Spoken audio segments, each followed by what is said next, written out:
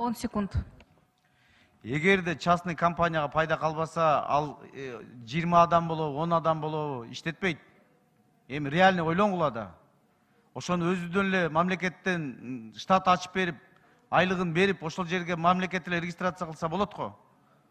Эмне үчүн дагы бир мына Вегага окшогон частный бир компанияны киргизип алабыз, дагы бир балекет кылып, эртеге дагы комиссия түзүп, дагы элдин акчасы бүт ошол жака кетет. Же мен туура эмес айтсам айтыңыз, туура эмес айтпасам, мондай пайда келет мамлекетте деп. Сиз туура эле маселени көтөрүп атасыз, бирок бул жерде бир нерсени көңүл буруш керек.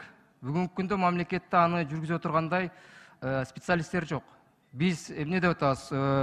Лицензиялык требованияларга коелу деп атабыз. Опыты бар.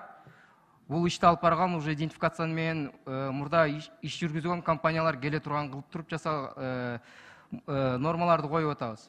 Бүгүнкү күндө Россия, Казакстанда пилотный проект болуп бул жумуш жүрүп атат. Ал жака да уже частный компаниялар кирген. Бүгүнкү күндө бизде специалисттер чындыгын айтканда жок мамлекетте. Ошол себептен муну жеке ишкерлерге берип, ошолордун опытын алганга.